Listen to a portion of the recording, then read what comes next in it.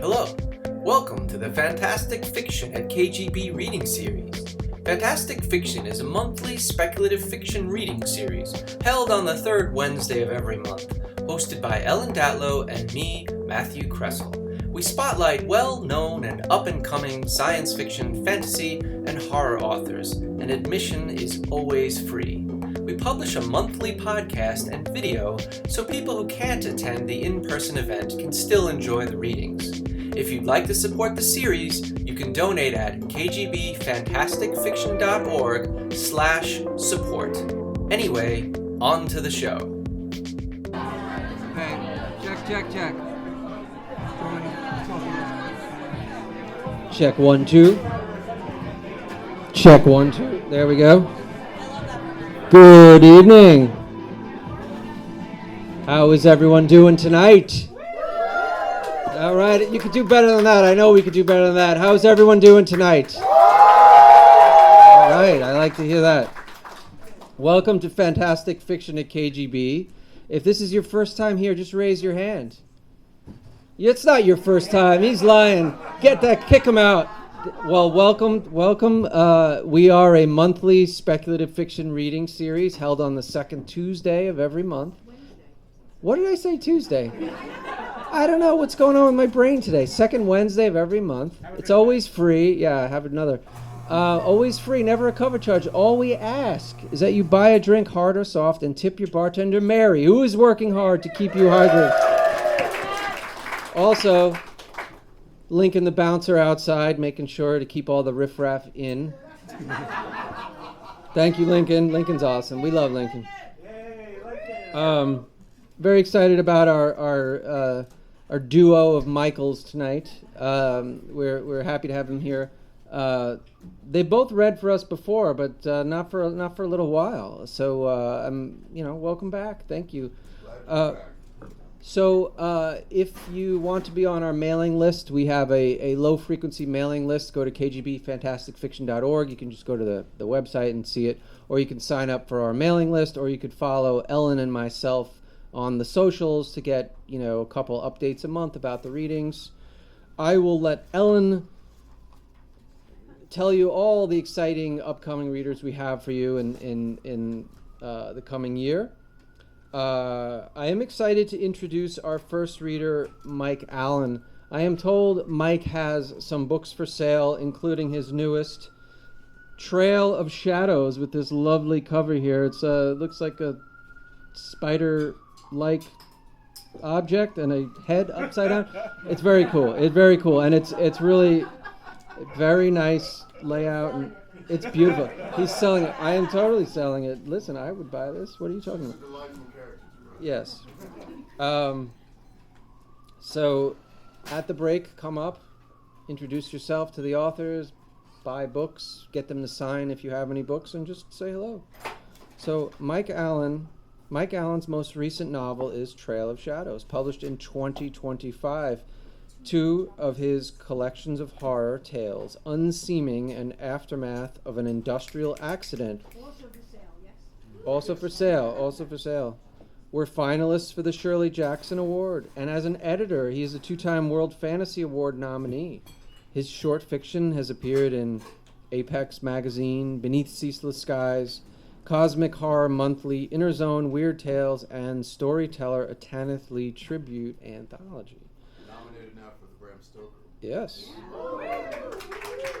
With his wife and creative partner, Anita, he runs Mythic Delirium Books in Roanoke, Virginia. Here is Mike Allen. Mike.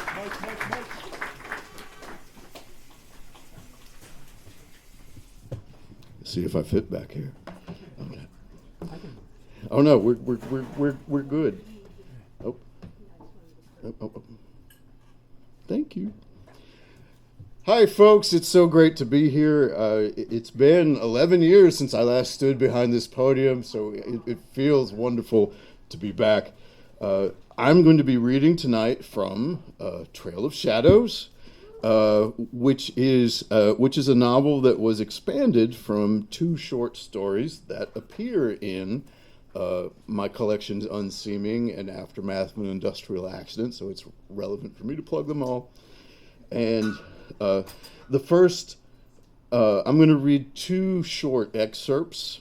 The first excerpt, they both come from part one, which is called Eyes in the Abyss, and the first excerpt comes from chapter 3 and what you kind of need to know going into this situation. One, it's set in the 90s, so there's no cell phones. Two, our protagonist, whose name he says you can call him Nathan. We never do find out what his actual name is. He has just fought this demonic creature on the Appalachian Trail in order to rescue a young boy that the creature has kidnapped. And he has won the fight, though he doesn't entirely understand how. And that's where we begin. Bracing Tommy by the shoulders, I hauled us both to our feet. As I did, someone put a hand to my back to help me up. With a yell, I whirled, holding out the knife, to face Herman Crabbe. The shine from his flashlight carved his face with harsh shadows. I backed away, keeping my knife between us. My other arm circled tight around Tommy, who shivered and pressed his face against my stomach. His clothes were soaked. "Whoa there, Tiger," Herman said as his flashlight beam found my blade. Another groan and a cough. Crabbe turned the beam in the direction of the noise. "You did quite a number on him. I'm impressed." The circle of blue smoke had faded to a wisp. Within its boundary hung the faintest hint of that silvery landscape from moments before. Beyond it, a big man in jeans and a torn flannel shirt lay in the dirt. At first, I thought he possessed the palest face I'd ever seen. A closer look revealed a mask made of papier-mâché and painted white. The prongs along its edges recalled the protrusions from the thorned monster's lump of a head. Gertrude Crabbe stood over the masked man, pressing the business end of a shotgun against his chest. The front of the man's shirt had been shredded. His exposed flesh bled from deep parallel gouges across his torso, 2 across his belly and 2 across his chest. Claw marks, impossibly huge claw marks. The gaps between the wounds were nearly 6 inches. I held up my knife in wonder. The blade was clean. Despite the child pressed against me, I loosed a string of swear words. A clear memory possessed me, the adrenaline cranking thrill of tearing skin with razor-honed fingernails. No, not with fingernails. With hooked claws extended from a hand that wasn't a hand at all, a wide paw at the end of a powerful muscular limb, ripping with power that was all mine. Panther, my mama always called me. Those claw marks, I made them. I had no idea how. With my attention disrupted, a vision sculpted from night and shadow impinged itself on my awareness, a spectral tableau superimposed over the scene in front of me. In the vision, the thorned demon lay twitching on the ground, its monstrous form dwarfed by the gigantic spider that crouched over it. Clearly female, its grotesquely swollen abdomen blurred the moon. With its forelegs, it was winding, binding the demon beneath it in a tight cocoon. The webbing she bound the masked man with was the same blue thread I'd encountered in the doorway to the Crabbe's store. "My wife will take good care of him," Herman said. His flashlight beam swung back to me. "You snatched his prey right out of his jaws. Good thing, too." His laugh held a cruel edge. "Get that boy back up to the store. You can clean him up, put some blankets on him. Give him some water. Make sure it's small sips. If he can hold that down, maybe try him with a candy bar. On the house, whatever you need. When we catch up, we'll drive you both into town. The crabs must have been watching as I descended into the gully and toyed with the rift that I saw Herman open. I wondered, though didn't dare ask aloud, what would have happened if I had lost the face-off.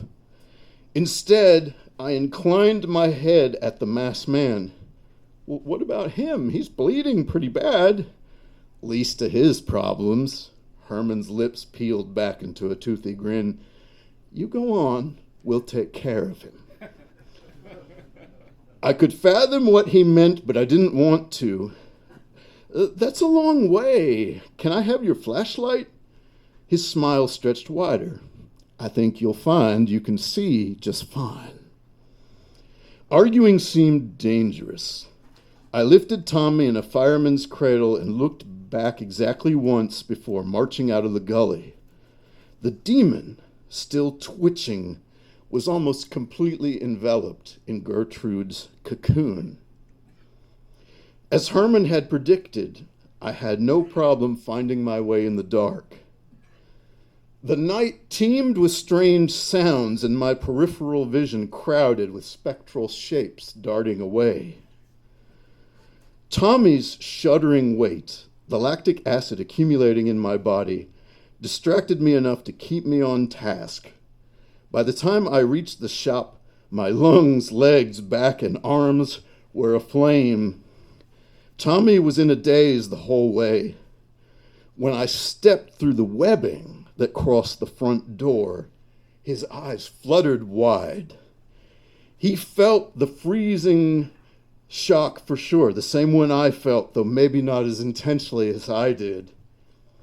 Once I stretched him out on the floor in the back room and tucked a roll of paper towels under his head, I asked for a phone number to call his mom and dad.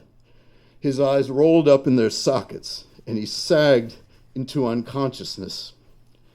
I knelt by his side, wanting to shake him awake, though not at all sure if it was a safe thing to do. The thought that he might be close to death's door squeezed my exhausted heart. Gertrude had made mention of a shared phone line, and recalling that slowed my panic. Herman had told me to wait, but he'd said nothing about contacting the authorities. Based on what I had witnessed, I suspected they wouldn't approve, but they were nowhere in sight, and I was out of my depth. The sooner police and EMTs got to Tommy, the better. I searched the back room and behind the counter for a phone and came up empty. There had to be more to the building than what I could access from the front rooms. I winced through the front webbing and jogged around to a back door. Beside it, the massive diesel generator hummed, its bulk draped in a net of bright blue cobweb. More webbing covered the door's handle. I understood little of this night's revelations, or how I could see this webbing when no one else could, but I had grasped enough to draw up short, because if I grabbed the handle, the crabs would know about it. I have to call for help, I said to the webbing, not knowing if it would make a difference, and endured more cold shock. The door wasn't locked, but when I opened it, I found more web crisscrossing the entrance top to bottom, practically a solid sheet. I took a deep breath, hopped through, collapsed against a stack of musty boxes, and lay there until I stopped shuddering. Once I regained focus, I scanned more stacks of books. Another freezer, a big plywood desk with a lone lamp crooked over handwritten inventory sheets, a phone squatting beside it. Blue webbing covered every visible object. What I observed below me made no sense. A thread attached to one of the boxes descended to the wooden floor and continued through it, extending deep into the earth. There were many more like it, and their paths converged. A web funnel big enough to hold a van hung beneath the storeroom floorboards. I shouldn't have been able to see this, but I could. It was as if a transparency of a spider's funnel had been overlaid across my field of vision, a dizzying duality. Instinct told me I should plummet into the web, and for a moment I reeled, but the floor under my boots held solid. The threads simply passed through the boards like a ghost, attaching to the freight, the desk, the walls. If I really was going to help Tommy, I had to suck it up. Gaze fixed on the floor, I skittered and jumped and flinched at a couple more shocks before I could nab the phone. Gripping the handset earned me another zap. I raised it to my ear. No dial tone. Instead, Herman Crabbe's voice spoke from the receiver. "Thought I told you to wait for us." I rolled with the situation even as my heart jackhammered. Tommy's passed out. "Look, I know you mean well, but you're not going to be able to call out right now, so just go back to the boy, get those wet clothes off and bundle him up good. Then wait for us like I told you in the first place." In the background, I heard a man cry in pain, the masked stalker. Whatever method Herman Crabbe was using to speak to me, he was nowhere near a phone. My jaw had to be somewhere down by my boots. "Do I need to repeat all that?" Herman said with a cheerfulness that might have been genuine. And so now I'm going to skip ahead to chapter 6. Herman and Gertrude Crabbe made good on their promise to deliver Tommy and Nathan to the nearest town. Tommy has been delivered to a firehouse. He's presumed safe. And Nathan is now staying with an aunt. And for reasons that would take way too long to go into during this reading, he has learned from his aunt of a person in this town, the town of Hillcrest, where I've set a number of my other horror stories as well, I might as well mention.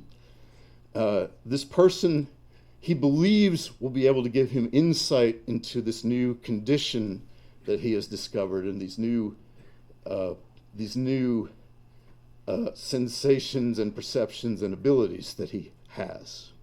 And so he has borrowed his dead cousin Charlie's bicycle and is bicycling across town in a quest to find this person, and he gets waylaid. And that is where this section begins. What businesses still clung to life downtown locked their doors after 5. Many of the storefronts weren't even occupied. An unusually tall fellow in a navy cardigan and stocking cap watched me pass, his physique simultaneously squat and gangly. A couple cars zoomed through cross streets, alerting me to be cautious. Beyond the dilapidated buildings, a rail yard lurked, marked off by a high chain link fence in incongruous shrubs.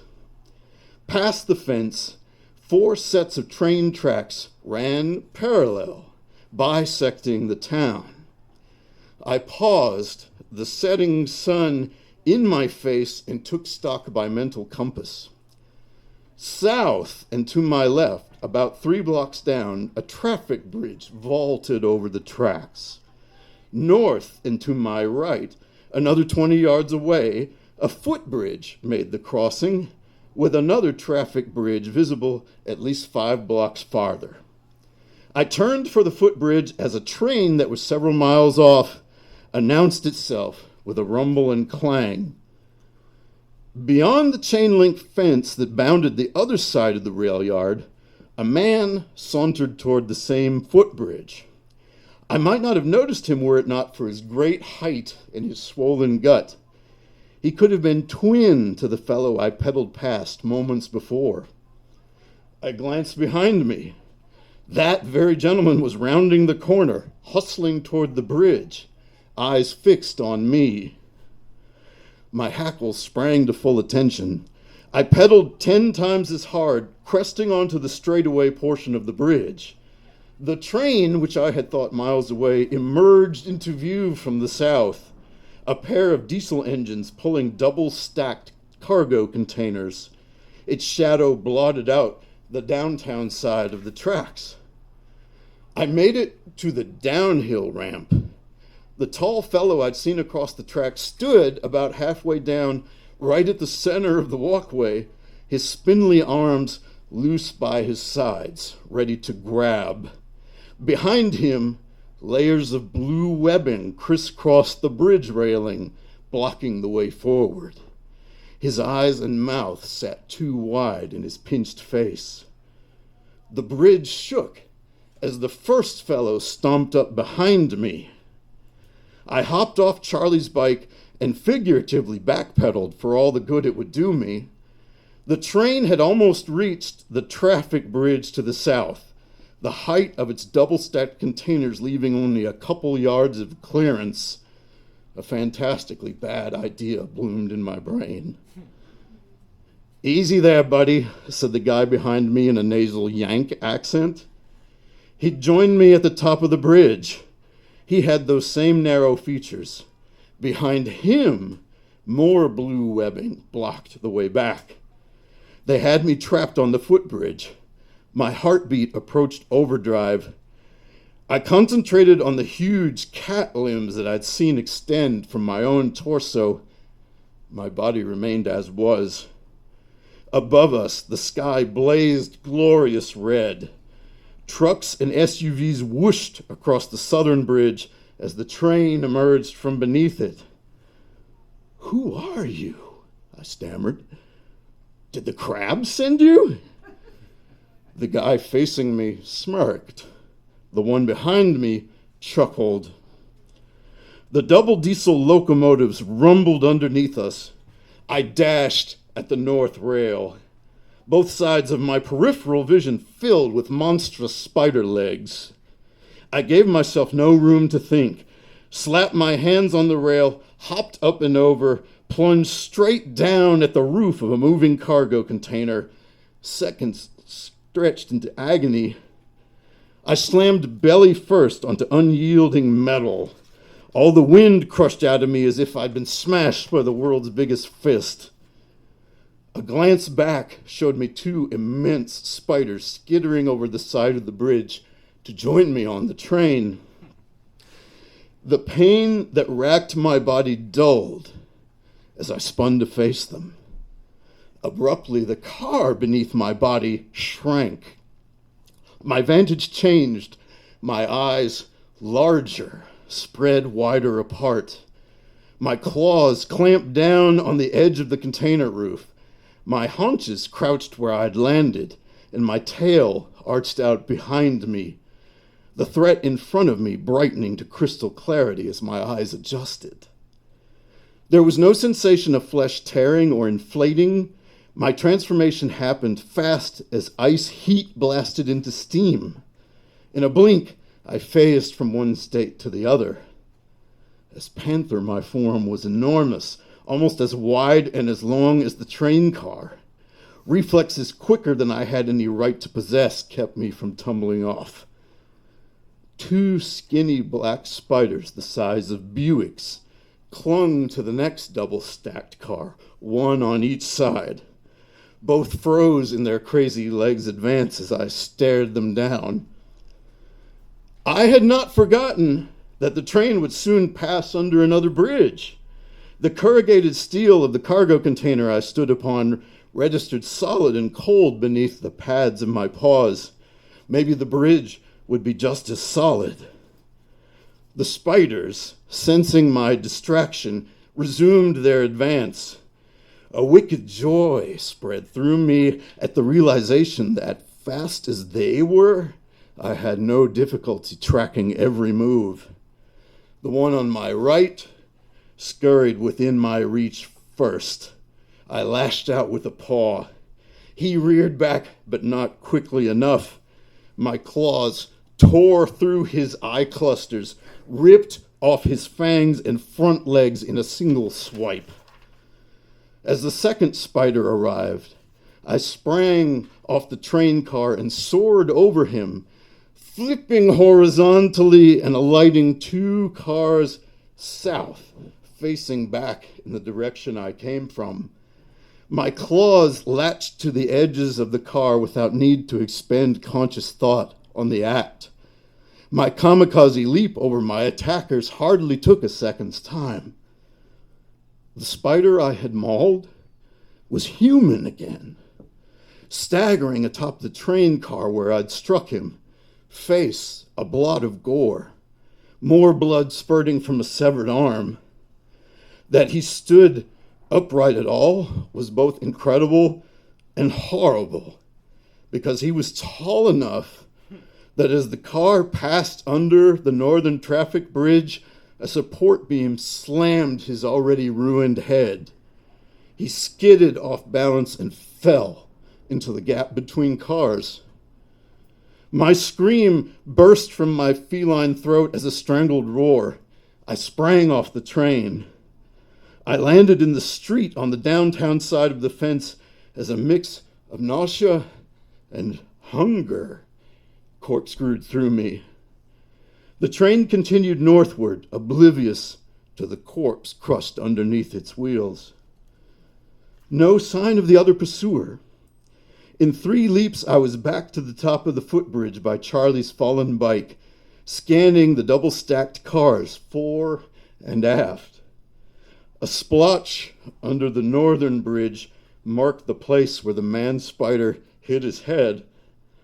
Beneath the bridge, a small object lay on unoccupied track, a hand and length of forearm cast red by the lowering sun.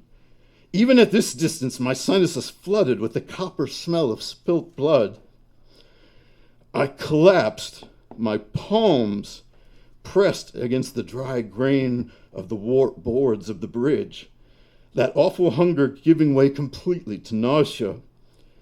I rolled over and the handlebars of Charlie's bike stabbed the small of my back. "She'll kill you for this."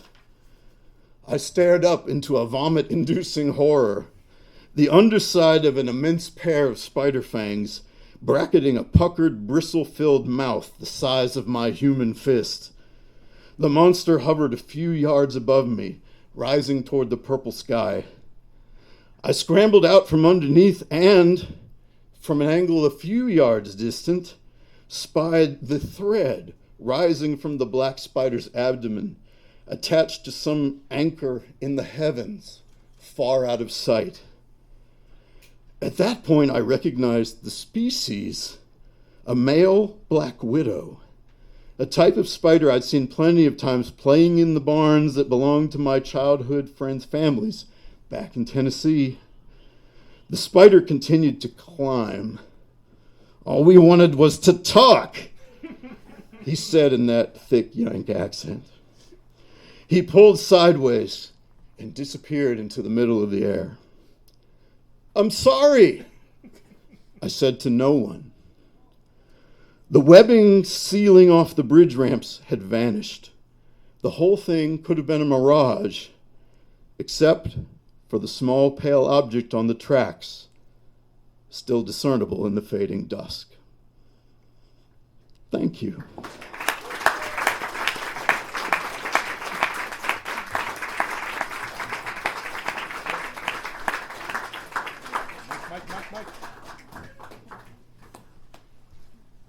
Yeah, that was great. So we got books for sale, so come up. We're going to take a 10 or 15-minute break. Come up, buy books from Mike and Michael, and we'll be back in 15 minutes with Michael Swanwick, so stick around. Okay, hello. We're back. We're back with the second half of the reading. Shh, everybody. Hello there. Okay, first of all, we have a bunch of readers coming up up through the end of the year, and I will tell you who most of them are. May 11th, we have Micaiah Johnson and Siobhan Carroll. June 10th, we have Nicholas Kaufman and A.C. Wise. July 8th, Sam Rebellion and Victor Maniba. Okay. I'll find out before he reads. August 12th, Suzanne Palmer and Kaylee Peterson. I'll find out that too. Sometimes it's Pedersen and sometimes it's Peterson, which I found out. September 9th, Jeffrey Ford and John Foster. October 14th, Carrie Edmund Laban, who is here. Carrie, come on, raise your hand. Well, they're not raising their hand, but anyway, they're going to be here. And someone else, TK. And September 11th, James Patrick Kelly and Stephanie Feldman. December 9th, Paul Tremblay and Krista Carmen. Yay. So that's what we have coming up over the next several months. But right now, we have the amazing, fun, smart, good reader, Michael Swanwick from Philadelphia. Michael has been writing fantasy and science fiction at every length, from flash fiction to novel trilogy, for over 40 years, during which time he has received the Nebula, Theodore Sturgeon, and World Fantasy Awards, as well as the Hugo Award. As a hobby, he writes critical nonfiction and the occasional interview. Please welcome Michael Swanwick.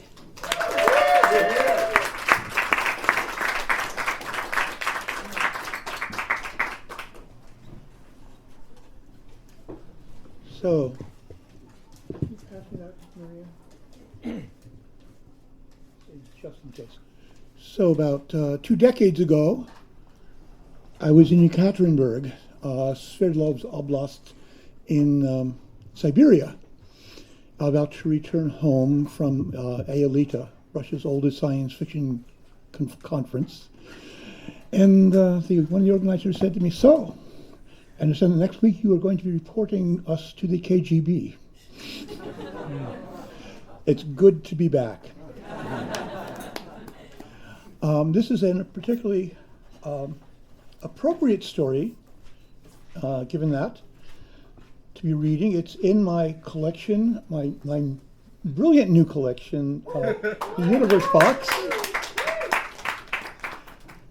And you absolutely do not need to know, in order to understand it, that this is the centennial year of Hope Mirrlees' great fantasy novel, Blood in the Mist.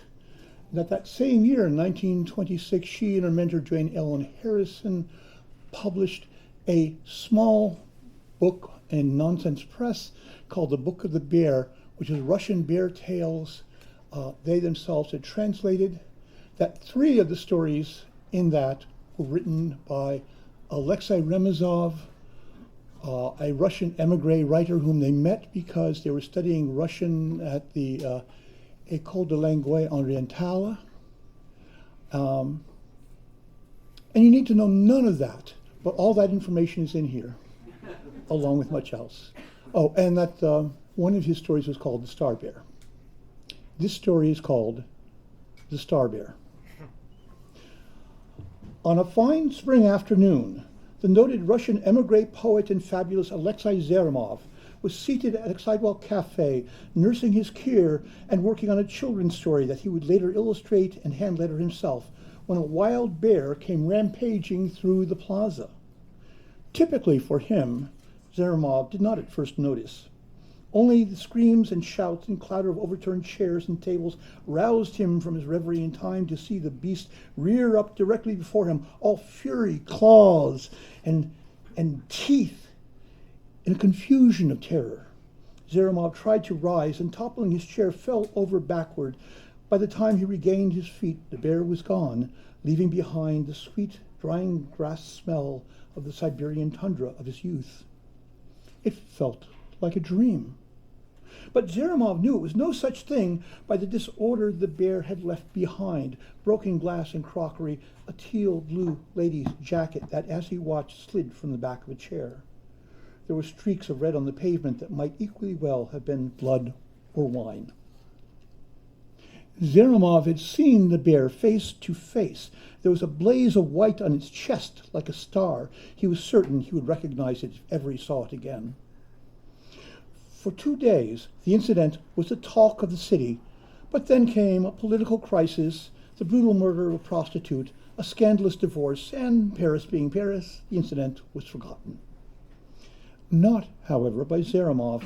That Thursday evening, when it was his turn to host the soiree of expats who gathered weekly to read their latest works, express opinions for and against contemporary French literature, and slander whoever was foolish enough not to put in an appearance, he said, "I saw the beast myself. It was as close to me as you are now. It reared up and went rawr." He demonstrated making claws with his fingers. "I had to clean its saliva off my glasses." It is too much of a coincidence. Suave as ever, Minitsky poured himself a second glass of tea, that you, who have written God knows how many bear tales, should encounter the only wild bear to be seen in the City of Light in how long? Centuries, surely. It is bad art. I refuse to believe in it. Behave yourself, Lenanya, or I will publish the love poems you wrote me before you've achieved full mastery of the form. Olga Nikitina was the queen bee of the group and always drew a little wisp of smoke over her signature to make of it a pun. She often referred to the gathering of men as her harem. Alyosha, you will admit it is unlikely. Yet a lot of other people who weren't me saw it too, so there goes your argument, up in smoke. Olga smiled appreciatively. But then old Gapanenko, who grew unpleasant when denied the opportunity to perform, rattled the sheets of his story he'd brought, and the mood turned literary again. The second time Zaramov saw the bear was far less dramatic. He was seated at a small table, and as before it came growling and shaking its great head, but did not make to attack anybody.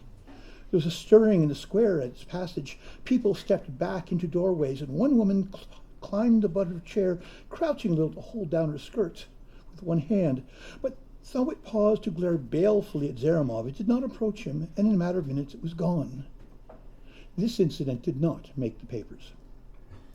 That night, Zaramov lay awake in bed, thinking about the bears he had seen in his youth.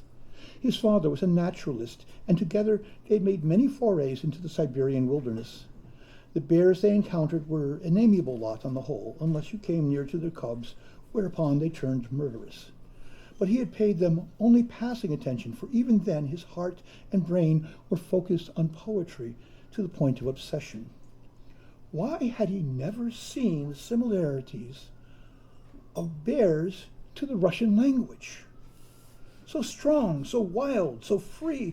If only he had thought then, I could write one perfect poem, I would die happy. Not knowing, as he did now, that no poem was ever perfect, save those which angels in heaven wrote in praise of the Almighty, and he being atheist, not even then. Why had he never thought to write a poem about a bear? On its third appearance, the bear lumbered into the square at the end of a chain held by a street busker, a little man with long overcoat and a soup strainer mustache. The bear looked mangy and flea-ridden. Its handler played a concertina while it stood up on its hind legs and performed what might charitably be called a dance. In no way was its behavior consistent with its earlier appearances. Yet this was the same creature. There was no mistaking that star-shaped blaze on its chest. The performance reminded Zaramov of a similar routine that had saddened him on a visit to the circus in his college years in St. Petersburg. He had been a phenomenon then, the brilliant young poet from the hinterlands. Everyone knew he was destined for great things. He had known it himself. Where was all that promise now? Gone with the fogs that rose from the Neva on a warm winter's day and disappeared by nightfall. You could search in all the almanacs in all the world and find no record of those fogs. The same might be said of Zaramov's career. When the routine was over, the busker passed through the crowd collecting money. Zaramov tossed a few coins into his hat and, turning away, found himself staring into the bear's eyes. In them, he read such a wealth of suffering and humiliation that he had to flinch away. It pained him to see such a magnificent beast brought so low. The bear was as miserable as the story Zaramov had been trying to write about it for the last 3 months. He spoke of the encounter to no one. Perhaps it was a mistake, but he thought not. That Thursday, the soiree dragged on and on with such tedium that, by its end, Zeramov found himself doubting his own existence. When he got home to his flat on the Rue de Beaune, he tore the bear tail into tiny pieces, threw the shreds out the window, and watched them flutter down to the street like snow. Months passed. Winter came. Zeramov's routine never varied. Weekday mornings and alternate afternoons, he taught Russian to English bluestockings and French ambassadors Manque at the École de Langue Orientale. Afternoons, he wrote. Once a week at the soiree, he watched some of the finest writers ever to escape the Soviet oppression grow increasingly small-minded and resentful. Always he waited the next appearance of the Star Bear. It seemed significant, an omen, perhaps, or just possibly the axe he needed to smash the frozen sea that held captive the ship of his imagination. Time after time, he wrote and rewrote his bear tale. In it, a lost Bruin traveled endless mountains, searching for its den. Winter was coming and it needed to hibernate. Sometimes it would catch the distinctive smell of dried ferns and mosses mingled with the musk of its mate. But then the wind would shift, the skies darkened, and the stars glittered like ice. Always the bear failed to find its way home. Always the stars ignored its pleas for help. Never was the story good enough to publish or bad enough to give up on. Zeramov wrote in the same cafe every day, for like most writers, he was superstitious about his craft and feared a new venue would stop him dead. The tables inside were crowded together, and the windows steamed and sweated beads of water so that the people outside were vague in outline and shifted oddly as they passed. Somebody scraped up a chair. "Pardon, comrade poet, may I join you?" Without waiting for reply, the bear sat. Zeramov looked up, startled, but not entirely shocked. The bear wore a military uniform with a Soviet star on one pocket. It gestured to the garçon and whispered in his ear. The boy went away and returned with coffee pot and a ceramic cup. Nodding thanks, the bear filled the one with clear liquid from the other. Vodka, obviously. That was the way one avoided liquor laws back in Yekaterinburg. The bear took a genteel sip, then setting the cup down in its saucer, said, "Alexei Mikhailovich, so as you love Mother Russia, it is time to return home." "A man can love his homeland," Zeramov said, "from afar. I do honor to my country by continuing to write." "Do you honestly believe your poems and stories will be remembered?" Stung into arrogance, Zeramov replied, "Someday I will be acknowledged as one of the best writers of our nation. Pushkin, Tolstoy, Dostoevsky, Gogol, Nabokov, and me. Deny it if you can." The bear took a pair of wire-rimmed glasses from a pocket and, untangling the earpieces, situated it on its nose. Blinking through its lenses, it looked old and sad and wise. "I do deny it. Not the first four, of course. But Nabokov is holed up in Berlin creating chess puzzles and chasing butterflies on weekends. Meanwhile, you teach dilettantes the rudiments of our language and pen fairy tales for infants. Both of you are cut off from the soil of your birth, and you will not thrive without it. Nobody reads your work here but other traitorous emigres who hate you for being better than them. Nobody reads your work in the USSR because you are an enemy of the state. Return home." "To a firing squad?" "If you must, who knows?" The bear shrugged. "Even if I wanted to, I would never get the paperwork for it." Switching to French, the bear said, I have no respect for bureaucracy. The hell with paperwork. But this little beauty I draw from my loose trousers. Read it and envy me. I am a citizen of the Soviet Union. Mayakovsky, Zeromov said, it sounds better in Russian. Everything does. The Star Bear unbuttoned a pocket and withdrew a red-jacketed document with the coat of arms of the Soviet Union stamped in gold. It placed it on the tablecloth before Zeromov. Here, I have brought you your passport. The next day, the bear entered the cafe with a chess set under its arm. Do you play? It asked. Well, who doesn't? The tar bear held out two closed paws. Zeromov tapped one, and it opened to reveal white pawn. You go first. As they played, they discussed the current literary scene. The Star Bear, whom Zeromov would have expected to be of conservative, even reactionary taste, was surprisingly liberal-minded on the arts. Have you read Le Cap de Bonne Espérance? It asked. Madness! It has no scansion, no form. The lines are heaped atop one another, long upon short, without regard for structure. It is vers libre gone mad. It is prose presented as if it were poetry. It has no breath. On the whole, I agree. Yes, it is a mess, but only because Cocteau is merely a great talent. A genius could pick up on that formlessness and build upon it a poem that would astonish the age. Slyly, the Star Bear added, that genius could be you. Pah, Zeromov said, to hide the pleasure he took from the flattery. They played daily, and in short order, the Star Bear's literary gossip supplemented the input from the Thursday soirees that he had formerly fed upon. Have you read Dubos's essay on Guy? Zeromov asked. I do not hold with the Catholic fallacy that Dubos fetishizes, but Guy, say un pédé. Back home, he would be shot, and that would be that. Always you return to violence. It is the way of the world. When checkmate was achieved, the Star Bear packed away the pieces.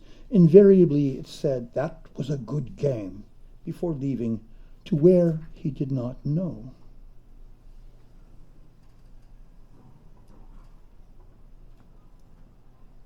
I found a photo. The Star Bear pushed it across the table. Zeromov glanced down and felt his heart lurch in his chest. It was Seraphima, standing in a birch forest outside of Moscow, unsmiling and silent. He had written a poem about that moment. He had thought the photograph was lost forever. It was in your file. Do you have files on everybody? Zeromov asked, not caring one way or the other. He picked up the photograph, fearful that the Star Bear would demand it back. Keep it! The Star Bear studied the board, reached out to make a move, thought better of it. You touched your knight, you must move it. Surely a dangerous anarchist such as yourself will not hold me to such a petty rule.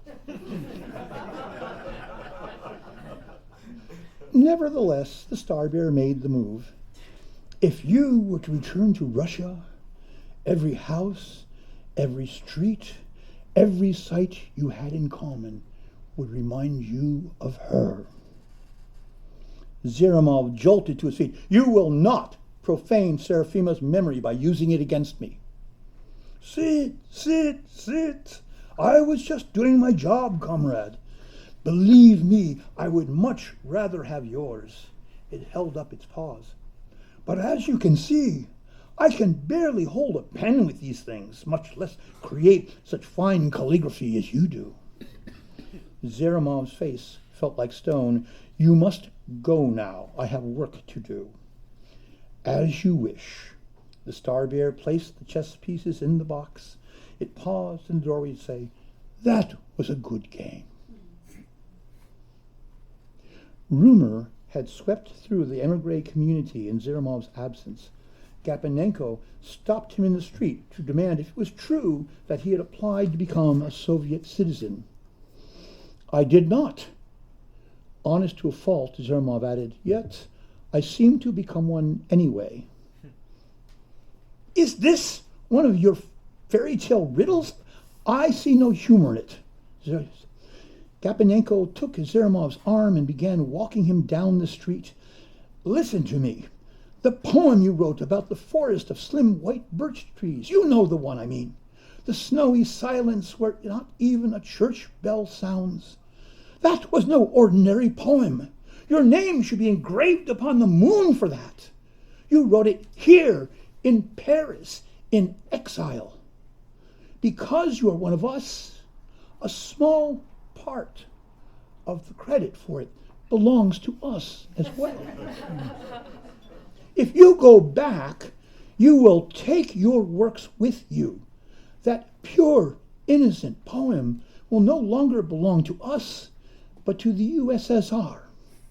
They will defile it, twist its meaning, turn it into propaganda for their murderous state. Is that what you want? I respect you too much to believe it. Gapanenko stopped, letting go of his arm. It was only then that he realized they'd been headed nowhere in particular. Turning, Gapanenko stumped away, leaving Zermov gaping and astonished.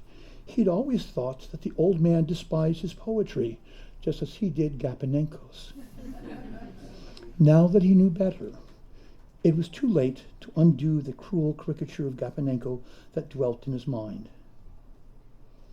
The forlorn face of the man, that mustache, the goatee, Xarbear exclaimed when Zermov gave an abbreviated version of the encounter. Like the devil fallen upon hard times, reduced to picking up cigar stubs from the gutter and cadging drinks off of former friends. He spoke well of my poetry. Easy for him to do. He's actually read it. Come back to the Soviet Union, and the Gosizdat will guarantee that millions read your poetry. What will that mean to me if I'm dead or in a gulag? Millions of readers for generations to come. Lenin's books have never gone out of print, nor need yours.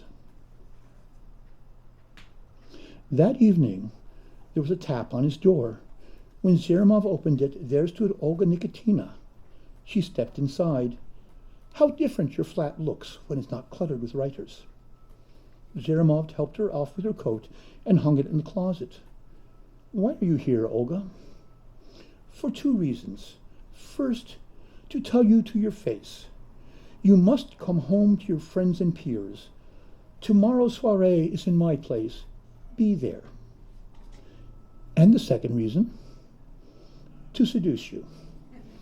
Olga dropped a lace-trimmed handkerchief over the lamp on the nightstand by the bed. She glanced at the Soviet passport lying there without comment. Picking up the photograph of Serafina in the silver frame Zermov had found in a second-hand shop, she said, "This is new. Who is she?" "Somebody I knew in a previous life." "Ah." Olga put the picture down and turned her back on Zermov. "Be a dear and unbutton my bells, would you?" He obeyed. Olga smelled of Chanel No. 5, her favorite perfume. "Is this the start of something serious?" he asked. "Or is it just for the night?" "I'm open to all possibilities." That evening was spent doing such things as people in their situation do. Zermov, who had thought that romance was done with him long ago, marveled at the strange turns life could take. When at last he was sure Olga was asleep, Zermov rose from the bed and got dressed. He went outside and was not surprised to see the star bear, forelegs folded, leaning against a lamppost. "So, now you have a new girlfriend, and she will make everything right for you." The star bear sneered. "How trite. It is a plot twist fit only for a callow young writer, not a serious literary figure such as yourself. The affair will never last. It is not worthy of you, Alexei Mikhailovich." Everybody seems to have a clear idea of my worth but me. Zermov handed the star bearer his Soviet passport. But it is not Olga who's made up my mind. It was your mockery of Gapanenko. That clown? I'm astonished. He is a nobody. He writes trash. He does. Yet he went into exile to continue doing so. It is easy to be a martyr when one is a great man and everyone knows it. Gapanenko gave up all he had for the sake of literature. Literature, alas, does not love him back. Nothing that he writes will outlast him, and he must surely be aware of that. Yet still he loves literature with a pure and abiding passion. I call that noble. I call it idiocy. I know. It is why we will never see each other again. Back in his flat, Zaremov undressed as quietly as he could, but rather than return to Olga's side, he went to the window. He had not been there long when she rose almost silently from the bed and kissed the back of his neck. Peering over his shoulder, she asked, "What do you see?" "I thought I saw a man standing under a lamppost looking up at me, but then whatever it was got down on all fours and disappeared into the darkness." Zaremov waited for Olga to laugh at him. She did not. Instead, she said, "You should consider writing about that. There might be a poem there." "Yes," he said, "I think you may be right."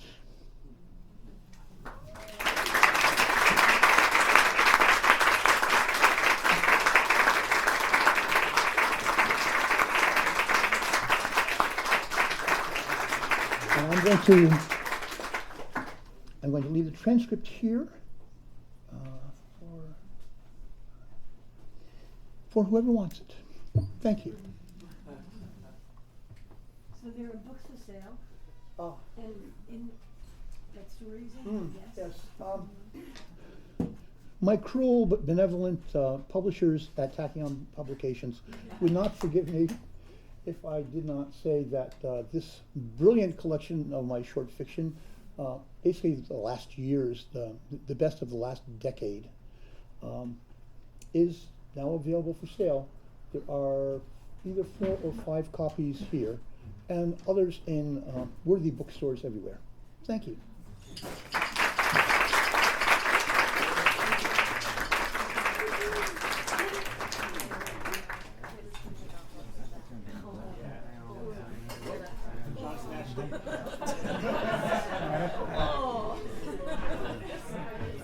Well, that manuscript went quick. Thank you, Michael, and thank you, Mike, and thank you all for coming. That was fantastic. I really enjoyed it. Stick around and have a drink, and we will see you all next month. Thanks for coming. You've been listening to the Fantastic Fiction at KGB reading series. Check out our website at kgbfantasticfiction.org and click on support if you'd like to help keep the series going. Anyway, that's our show. Thanks for listening, and see you next month.